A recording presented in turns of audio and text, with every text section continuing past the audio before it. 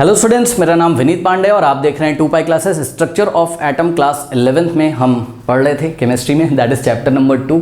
और last video में हमने मास नंबर की बात करी थी, एटॉमिक नंबर की बात करी थी, बहुत ही डिटेल में आपको बहुत सारे एग्जांपल्स वहाँ पे दिए थे। करेक्ट। इसके पहले रदरफोर्ड का मॉडल, थॉमसन मॉडल, ये वो सारी चीज़ें हम आपको पढ़ा चुके हैं। ठीक है, अगर आप चैनल पर न्यू आए हैं तो पिन कॉमेंट चेक करिए। पिन कॉमेंट क्या होता है? जो सबसे ऊपर कॉमेंट आ रहा है उसको पिन कॉमेंट बोलते हैं। रीड मोड पर क्लिक करिए तो चैप्टर नंबर 1 जहाँ पे मोल कॉन्सेप्ट है, सिग्निफिकेंट फिगर नहीं बन रहे ना क्वेश्चन, जाके देखो, पक्का बनेंगे। ठीक है ना।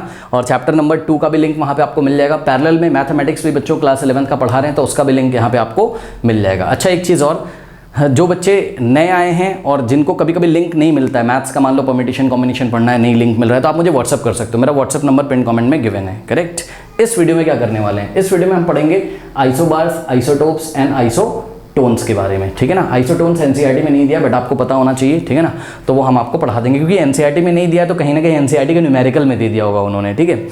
और यार ये शुरू में इन्फॉर्मेशन देनी पड़ती है, कुछ बच्चे नए आते हैं ना, उनके लिए तो बुरा मत मानना, जो पुराने बच्चे हैं। ठीक है, सबको पता चलना चाहिए कि पिन कमेंट में आपको इसका चैप्टर का लिंक दिया है, इसके पहले के टॉपिक्स दिए हुए हैं। तो आइए आपको बच्चों पढ़ाते हैं। सबसे पहले हम बात करेंगे यहाँ पर किसकी? आइसोटोप्स की। ठीक है ना। फिर हम बात करेंगे आइसोबार की। हालांकि एनसीईआरटी आइसोबार की पहले बात करता है, पहले आइसोटोप्स की करते हैं। तो बच्चों देखिए, आइसोटोप्स क्या होंगे आपके? आइसोटोप्स आपका एनसीईआरटी बोलता है कि भाई isotopes are the atoms with identical atomic number but different atomic mass. लेकिन इसको थोड़ा सा आप करेक्ट करिए। कैसे करेक्ट करोगे? आप बोलोगे isotopes are the atoms of an element, ऐसे करोगे। Atoms of an element, atom of an element मतलब यहां पर एलिमेंट आपका नहीं चेंज होगा, एलिमेंट आपका सेम रहेगा। ठीक है। सेम एलिमेंट के आपको डिफरेंट डिफरेंट टाइप के एटम्स देखने को मिलेंगे। ये क्या हो गया?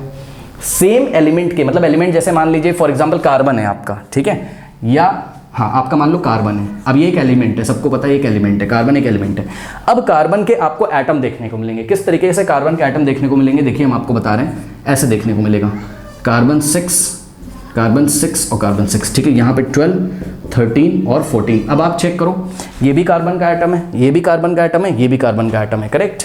तो इन तीनों कार्बन के एटम में आप क्या खास देख रहे हो? नीचे क्या लिखा रहता है? Atomic number. ये नीचे क्या है? Atomic number. ऊपर क्या है? Mass number. ऊपर क्या है? Mass number. करेक्ट। अब आप ध्यान दें स्टूडेंट्स। ठीक है, देखिए ये तीनों ही एटम सेम एलिमेंट के एटम है, और वो सेम एलिमेंट कौन है? कार्बन है। करेक्ट। तो कार्बन के एक एलिमेंट है जिसके आपको डिफरेंट एटम देखने को यहां पर मिलेंगे। इसमें खास बात क्या? एटॉमिक नंबर तो सेम है लेकिन मास नंबर डिफरेंट है। चेक करिए, यहाँ मास नंबर 12 है, यहाँ 13 है, यहाँ 14 है। करेक्ट। तो एनसीईआरटी क्या कहता है? एनसीईआरटी डेफिनेशन बोलता है आइसोटोप्स की कि isotopes are the atoms of an element with identical atomic number. Identical मतलब एक जैसे, जिनके एटॉमिक नंबर क्या होंगे? एक जैसे होंगे। ये देखिए सबके एटॉमिक नंबर, यहाँ तीनों ही एटम के आपको एटॉमिक नंबर कैसे देखने को मिल रहे हैं? सेम देखने को मिल रहे हैं। करेक्ट। और मास नंबर इनके डिफरेंट होंगे, but the mass number is different. Okay, but the different mass number या डिफरेंट टॉपिक मास, कुछ भी आप बोल सकते हो। ठीक है। तो atoms of an element with identical atomic number but different mass number बोल सकते हो, या फिर एटॉमिक मास बोल सकते हो। सुन लीजिए, एटॉमिक मास क्यों लिखा है एनसीईआरटी में? क्योंकि हमने आपको लास्ट वीडियो में बताया था ना कि भाई जो मास नंबर होता है आपका, ठीक है, जैसे मास नंबर, यहाँ पर मास नंबर कितना? 14 है। ठीक है ना। तो यहाँ पर मास नंबर को आप ए से दिखाते हो, तो मास नंबर अगर 14 है तो आप इससे मास नंबर से इसका एटॉमिक मास भी तो निकाल सकते हो। याद है, इस मास नंबर को हम किससे मल्टीप्लाई करते थे? 1.67 इंटू 10⁻27 से। ठीक है। तो ये आपका मास नंबर है। जैसे ही आप 1.67 इंटू 10⁻27 किलोग्राम से मल्टीप्लाई करोगे तो आपको एटॉमिक मास किलोग्राम में मिल जाएगा कि नहीं? Atomic mass in kilogram. इसलिए उन्होंने डेफिनेशन में क्या बोला है कि डिफरेंट एटॉमिक मासेस होंगे। ऑब्वियसली अगर मास नंबर अलग अलग है तो उनके एटॉमिक मासेस भी क्या होंगे? अलग अलग होंगे। करेक्ट। तो ये डेफिनेशन आपको याद रखना है आइसोटोप्स का, जिनके एटॉमिक नंबर सेम लेकिन मास नंबर अलग, या फिर आप बोल सकते हो एटॉमिक नंबर क्या होंगे? सेम होंगे लेकिन एटॉमिक मासेस क्या होंगे? डिफरेंट होंगे। करेक्ट। और क्या ये एटम्स ऑफ डिफरेंट एलिमेंट होंगे? नहीं नहीं नहीं नहीं, ये एटम्स ऑफ एन एलिमेंट, किसी एक एलिमेंट के ही ये डिफरेंट एटम है। अजीब सी बात है। सही है। तो चेक करो, वो एलिमेंट कौन है? कार्बन। यानी कि सेम ही एलिमेंट है, यहाँ ये भी कार्बन है, ये भी कार्बन है, ये भी कार्बन। देखो होता क्या है, हम आपको बताएं कि जब नेचर में आपको कार्बन का सैंपल मिलता है, ठीक है ना, जब नेचर में आपको कहीं पे कार्बन का सैंपल मिलेगा तो पता है आपको उसमें थोड़ी मात्रा में तो कार्बन 12 भी मिलेगा, कुछ मात्रा में कार्बन 13 मिलेगा और कुछ मात्रा में कार्बन 14 मिलेगा। करेक्ट। आपको कहीं पे भी अगर कार्बन मिल रहा है ना नेचर में, तो आप ये मत समझिएगा कि उसमें केवल कार्बन 12 है। ना ना ना ना ना, उसमें कार्बन के आइसोटोप्स का मिक्सचर होता है। कुछ मात्रा में कार्बन 12 होगा, कुछ मात्रा में कार्बन 13 और कुछ मात्रा में कार्बन 14। ऐसा लगभग बहुत सारे एलिमेंट्स के साथ होता है। करेक्ट। अब मेरी बात ध्यान से सुनिए, ध्यान से सुनिए। ये तीनों आइसोटोप्स जो आपको दिखाई पड़ रहे हैं कार्बन के, कार्बन 12, कार्बन 13। अब ये जो आइसोटोप जब आप बोलते हो ना, जब आइसोटोप्स आप बोलते हो तो आप कार्बन के साथ उसका मास नंबर भी बोला करिए। क्यों? क्योंकि आपको पता चले ना कि हाँ भाई atoms of the same element हैं, atoms of the same element है, लेकिन इसका मास नंबर क्या है? डिफरेंट है। तो आप बोलोगे carbon 12, carbon 13 and carbon 14 are the isotopes of the carbon. ठीक है, जब ये आपने बोला, अब मेरी बात ध्यान सुनो, बहुत इंपॉर्टेंट बात ध्यान सुनो मेरी बात। देखिए आपको पता है कि कोई भी केमिकल रिएक्शन होती है, तो उस केमिकल रिएक्शन में जो अहम जिम्मेदारी होती है वो किसकी होती है? इलेक्ट्रॉन की। ठीक है भाई, कोई भी केमिकल रिएक्शन है वो इलेक्ट्रॉन के द्वारा गवर्न करी जा रही है कि किस तरीके से इलेक्ट्रॉन का हेरा फेरी हो रहा है, मतलब इलेक्ट्रॉन का लेन देन किस तरीके से हो रहा है, एक एटम से इलेक्ट्रॉन दूसरे में जा रहा है या दूसरे से इलेक्ट्रॉन पहले में आ रहा है, या इलेक्ट्रॉन शेयर हो रहे हैं दो एटम्स के बीच में। ये सब आप धीरे धीरे कहाँ पढ़ोगे? केमिकल बॉन्डिंग में पढ़ोगे। लेकिन मोटी मोटी बात आपको ये पता है, क्लास 10th में भी आपने पढ़ा है कि भाई अगर कहीं पे केमिकल रिएक्शन हो रही है तो इलेक्ट्रॉन की उसमें महत्वपूर्ण भूमिका होती है, इलेक्ट्रॉन का आदान प्रदान होता है, इलेक्ट्रॉन आता या जाता है। तो any chemical reaction is determined by what? Number of electrons present in the atom. अब मेरी बात ध्यान से सुनो, ये जो नंबर ऑफ इलेक्ट्रॉन्स होते हैं they are controlled by proton. सही है ना? क्योंकि किसी भी एटम में जितने इलेक्ट्रॉन होते हैं, अगर एटम न्यूट्रल है, किसी भी एटम में जितने इलेक्ट्रॉन होते हैं उतने ही प्रोटॉन होते हैं। आपको पता है भाई, अगर एटम न्यूट्रल है तो आपको पता है ना, ध्यान से चेक करिए, इन न्यूट्रल एटम, इन सबको पता है न्यूट्रल एटम, अगर न्यूट्रल एटम होगा तो हमने आपको कई बार बताया जितने इलेक्ट्रॉन होंगे उतने ही प्रोटॉन होंगे। सही है? अब मेरी बात ध्यान से सुनो, इस एटम को देखो, इस एटम को देखो, इस एटम को देखो। ठीक है, यहाँ पर आपका प्रोटॉन कितना है? 6, क्योंकि जो एटॉमिक नंबर होता है वही प्रोटॉन होता है। तो यहाँ पे देखिए प्रोटॉन कितना है बताइए? 6, इलेक्ट्रॉन भी 6 हो गया। यहाँ पर देखिए कार्बन 13 में प्रोटॉन कितना हो गया? 6, इलेक्ट्रॉन भी कितना हो गया? 6। यहाँ पे प्रोटॉन देखिए 6, इलेक्ट्रॉन भी 6। अरे वाह, ये तो मजा आ गया। आप क्या देख रहे हो कि आइसोटोप्स जो होंगे, मतलब किसी एक एलिमेंट के डिफरेंट टाइप के जो एटम्स होंगे, यानी कि जिनका मास नंबर डिफरेंट है लेकिन एटॉमिक नंबर सेम है, उसमें इलेक्ट्रॉन की संख्या देखिए सेम है कि नहीं है?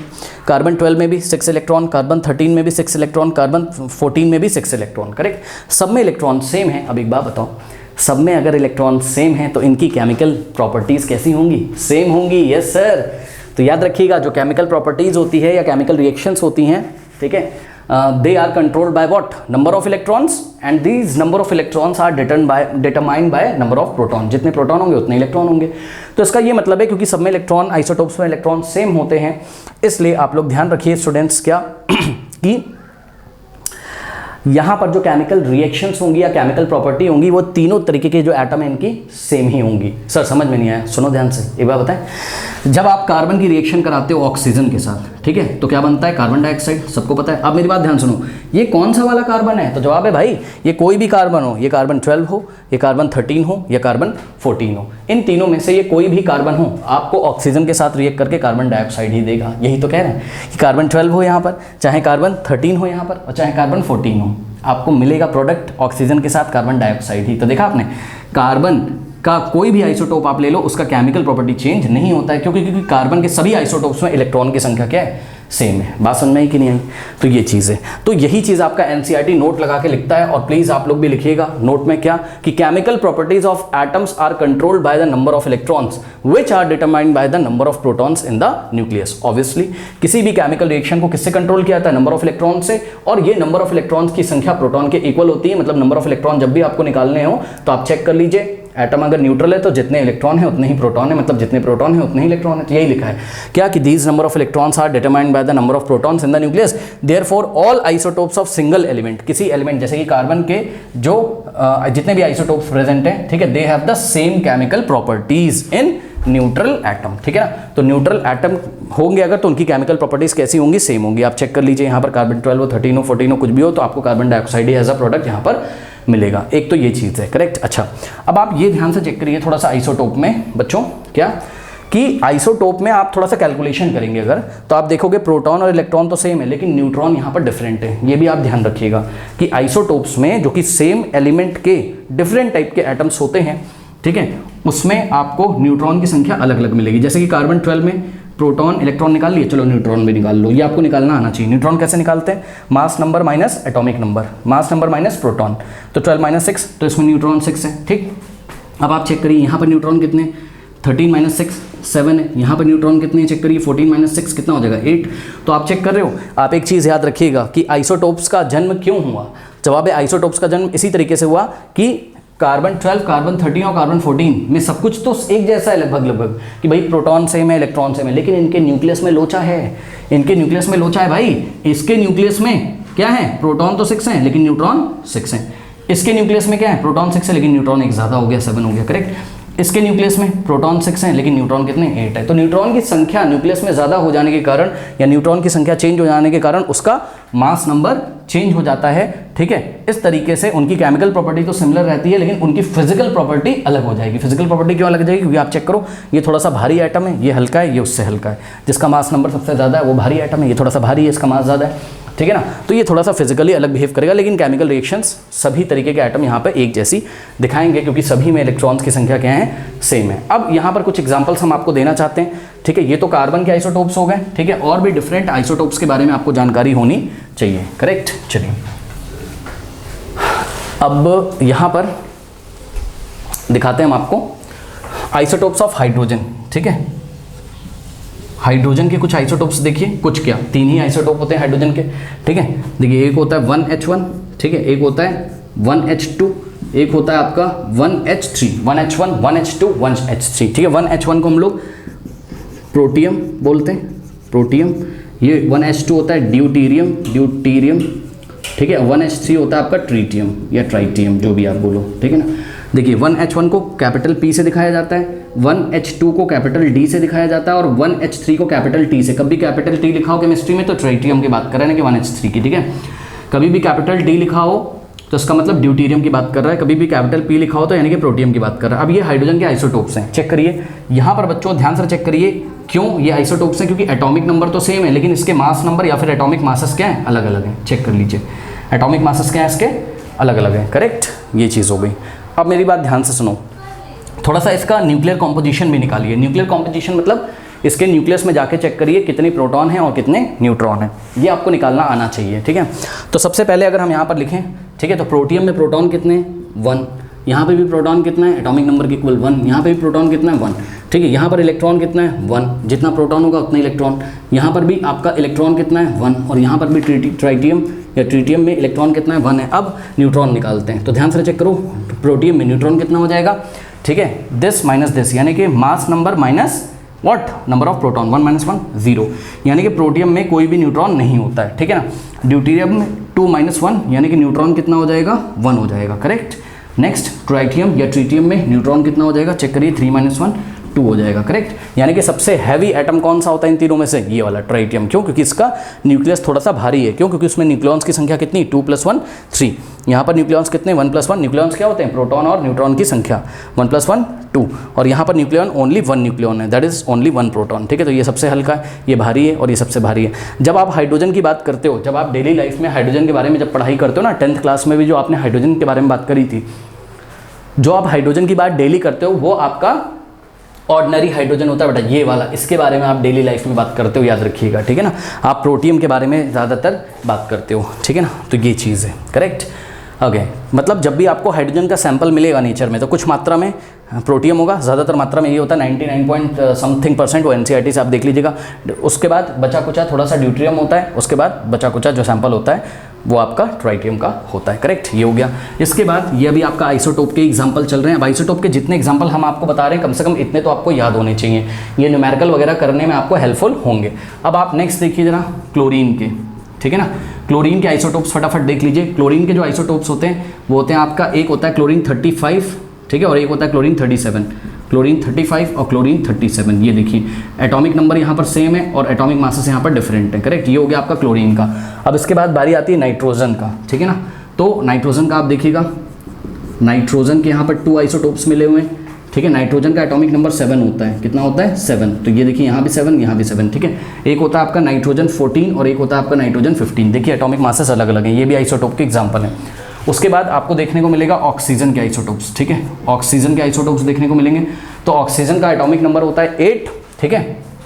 ये देखिए ऑक्सीजन, ऑक्सीजन, ऑक्सीजन के 3 आइसोटोप्स हैं, 8 8 8, ठीक है। और मास नंबर इसका 16 17 18। ये देखिए ऑक्सीजन 16, ऑक्सीजन 17, ऑक्सीजन 18, ये ऑक्सीजन के क्या हैं, 3 आइसोटोप्स हैं, ठीक है। तो इस तरीके से। और ध्यान रखिएगा स्टूडेंट्स, यहाँ पर आपको यूरेनियम का, यूरेनियम के आइसोटोप्स कुछ मिले हुए हैं, ठीक है ना। तो यूरेनियम एक एलिमेंट है, आपको पता है रेडियो एक्टिव एलिमेंट है, यूरेनियम, ठीक है। यूरेनियम के बेटा यहाँ पर 3 आइसोटोप्स मिले, यूरेनियम 235, 238, 239, ठीक है ना। तो यूरेनियम 235, यूरेनियम 238 और यूरेनियम 239, और इसका एटॉमिक नंबर होता है 92। तो एटॉमिक नंबर सेम है लेकिन मास नंबर यहाँ पर क्या है, डिफरेंट है। ये हो गया आपके यूरेनियम के आइसोटोप्स 235, 238, 239। इसके बाद आपको जो मिला है वो मिला है सल्फर के आइसोटोप्स, ठीक है। सल्फर होता है आपका 32, 33, 34, 36, ठीक है। 32, 33, 34 और 36, ये हो गए सल्फर के आपके आइसोटोप्स। एटॉमिक नंबर तो सल्फर का सबको पता है क्या होता है, 16 होता है। तो ये हो गए आपके किसके, सल्फर के आइसोटोप्स, ठीक है। तो ये हो गया आपके आइसोटोप जिसका मास नंबर या आपका जिसका एटॉमिक नंबर सेम होता है लेकिन मास नंबर आपका क्या होता है, डिफरेंट होता है, या एटॉमिक मासेस डिफरेंट होते हैं। ये सेम एलिमेंट के ही डिफरेंट एटम होते हैं, इनका केमिकल प्रॉपर्टी क्या होता है, सेम होता है, करेक्ट। ये हो गया आपका आइसोटोप। नाउ स्टूडेंट्स अब बात करते हैं किसके बारे में, अब बात करते हैं, अच्छा आपको न्यूट्रॉन्स की संख्या निकालनी आनी चाहिए। आप देखोगे अलग अलग जो सल्फर के एग्जांपल दिए थे सब में न्यूट्रॉन की संख्या क्या है, अलग अलग है। प्रोटॉन और इलेक्ट्रॉन तो सेम होंगे लेकिन न्यूट्रॉन सब में अलग अलग होंगे, ठीक है ना। अच्छा नेक्स्ट आते हैं हम लोग आइसोबार्स पे, ठीक है। अब आप समझ रहे होंगे आइसोबार आइसोटोप का जस्ट रिवर्स होगा, मतलब आइसोटोप्स में एटॉमिक नंबर सेम थे, यहाँ एटॉमिक नंबर सेम नहीं होंगे, यहाँ मास नंबर या फिर एटॉमिक मास सेम होगा, ठीक है ना। तो ध्यान से चेक करिए, isobars are the atoms with same mass number but different atomic number. यहाँ एटॉमिक नंबर आपके डिफरेंट होंगे लेकिन मास नंबर या एटॉमिक मास क्या होगा, सेम होगा, करेक्ट। अब मेरी बात ध्यान से सुनिए बच्चों, ध्यान से सुनिए।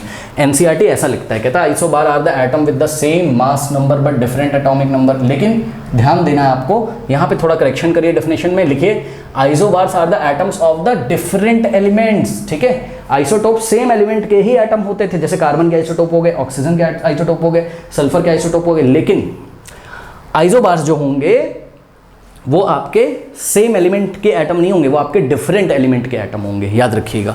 तो isobars are the atoms of the different element with same mass number but different atomic masses, ठीक है। इसमें हम आपको एग्जांपल देते हैं आइसोबार्स में, ठीक है ना। तो देखिए आइसोबार्स में एग्जांपल है आपका कार्बन और नाइट्रोजन, ये आइसोबार्स हैं।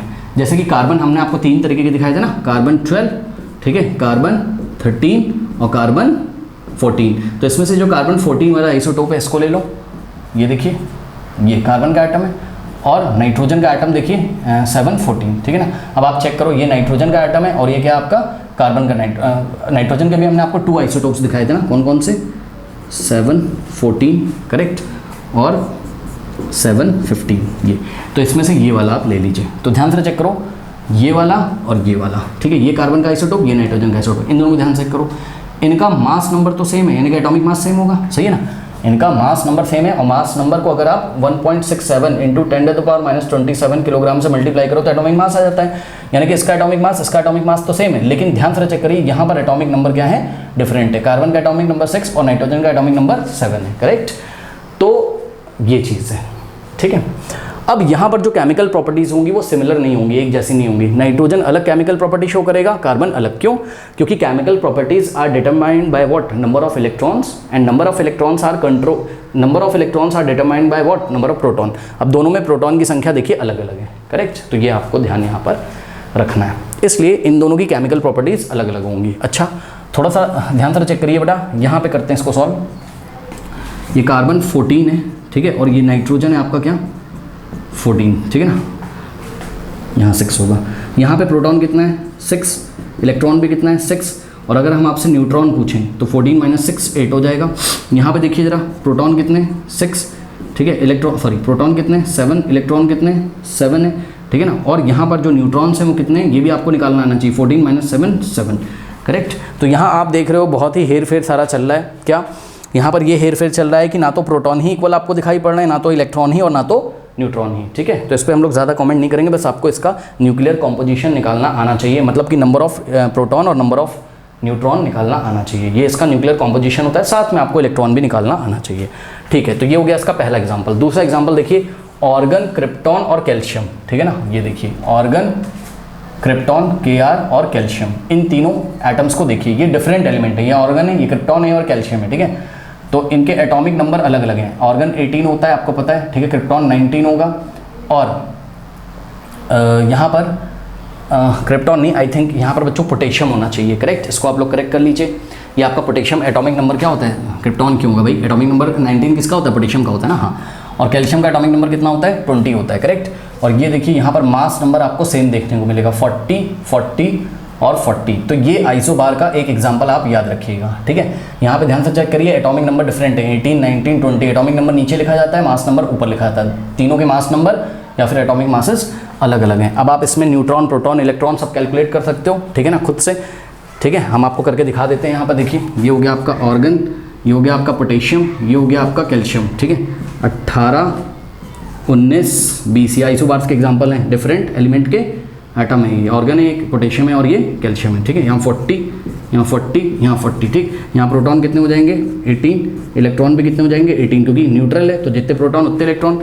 और यहाँ पर न्यूट्रॉन कितने हो जाएंगे, 40 - 18 कितना हो जाएगा बताइए, 10 - 8 2 और 3 - 1 22, ठीक है। यहाँ पर देखिए प्रोटॉन आपका 19, ठीक है, इलेक्ट्रॉन भी आपका कितना हो जाएगा 19 और न्यूट्रॉन हो जाएगा आपका कितना 40 - 19, 10 - 9 1 और 3 - 1 2, 21, करेक्ट। यहाँ पे प्रोटॉन कितना हो जाएगा 40, इलेक्ट्रॉन कितना हो जाएगा 20 और न्यूट्रॉन कितना हो जाएगा 40 - 20 20, करेक्ट। तो इस तरीके से आप देखिए ये इसका न्यूक्लियर कॉम्पोजिशन है तीनों का। आई थिंक आपको बातें समझ में आई होंगी। इतने एग्जाम्पल कम से कम आपको याद होने ही चाहिए, ये आपको सवाल करने में भी हेल्पफुल होंगे। चलिए आपको बताते हैं आइसोटोन्स के बारे में। What are isotones? Isotones are the atoms of the different element, ठीक है। यहाँ पे भी एलिमेंट आपके अलग अलग होंगे, have the same number of neutron, यहाँ नंबर ऑफ न्यूट्रॉन सेम हो जाएंगे, याद रखिएगा, ठीक है ना। नंबर ऑफ न्यूट्रॉन सेम होंगे लेकिन एटॉमिक नंबर इनके अलग अलग होंगे। ऑब्वियसली एटॉमिक नंबर तो अलग होगा ही, क्योंकि अलग अलग जब एलिमेंट के एटम है तो एटॉमिक नंबर तो अलग अलग होगा ही, ठीक है ना।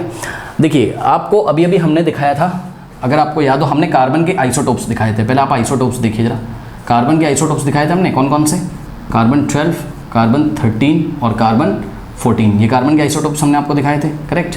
उसके बाद हमने आपको नाइट्रोजन के आइसोटोप्स दिखाए थे, याद है, 7, 14 और 7, 15, ठीक है। उसके बाद हमने ऑक्सीजन के आपको शायद 3 आइसोटोप्स दिखाए थे, ठीक है ना, 16, 17, 18, ठीक है ना, 16, 17 और 18। अब आप ध्यान से चेक करिए, कार्बन, नाइट्रोजन और ऑक्सीजन में अगर हम कार्बन 14 को सिलेक्ट करें, ठीक है, नाइट्रोजन के आइसोटोप्स में से नाइट्रोजन 15 को सिलेक्ट करें, करेक्ट।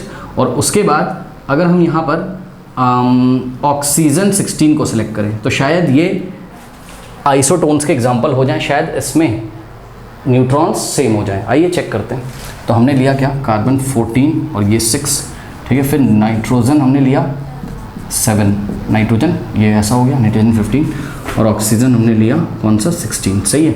अब आइए देखिए इसमें आपका जो एटॉमिक नंबर है, यहाँ पे एटॉमिक नंबर 6 है, यहाँ पर एटॉमिक नंबर क्या है 7 है और यहाँ एटॉमिक नंबर क्या है 8 है, ठीक है। लेकिन न्यूट्रॉन निकालिए, न्यूट्रॉन देखिए, न्यूट्रॉन कैसे निकालते हैं, मास नंबर माइनस प्रोटॉन, तो 14 - 6 8 आ जाएगा। यहाँ पे देखिए 15 - 7 न्यूट्रॉन कितना आ गया, 8 आ गया। और यहाँ पे देखिए 16 - 8 8 आ गया। तो ये देखिए तीनों के एटॉमिक नंबर अलग अलग है, यानी कि अलग एलिमेंट के एटम है, ये नाइट्रोजन है, कार्बन है, ऑक्सीजन है, अलग एलिमेंट के एटम है, लेकिन न्यूट्रॉन सेम है। चेक करिए, न्यूट्रॉन देखिए 8 8 8 है। तो ये एक एग्जांपल है आपका, ये जो एग्जांपल हमने दिया, ये एग्जांपल किसका है, आपका आइसोटोन्स का एग्जांपल है, करेक्ट। बाकी आपको प्रोटॉन निकालने तो आप निकाल सकते हो। यहाँ पर प्रोटॉन कितने हो जाएंगे 6 और न्यूट्रल है तो इलेक्ट्रॉन भी कितने हो जाएंगे 6। यहाँ पर प्रोटॉन कितने हो जाएंगे, एटॉमिक नंबर के इक्वल 7, इलेक्ट्रॉन भी 7, करेक्ट। और यहाँ प्रोटॉन आपका 8 हो गया और इलेक्ट्रॉन आपका कितना हो गया, जितने प्रोटॉन उतने ही इलेक्ट्रॉन। इस तरीके से चीज़ों को हम करेंगे, करेक्ट। तो ये आपका ये टॉपिक बच्चों फिनिश हो गया। नेक्स्ट जो आपका टॉपिक है, ठीक है ना, वो एंड स्क्रीन पे आ रहा होगा। मिलते हैं नेक्स्ट वीडियो में, तब तक के लिए पढ़ते रहिए, ऑल द बेस्ट।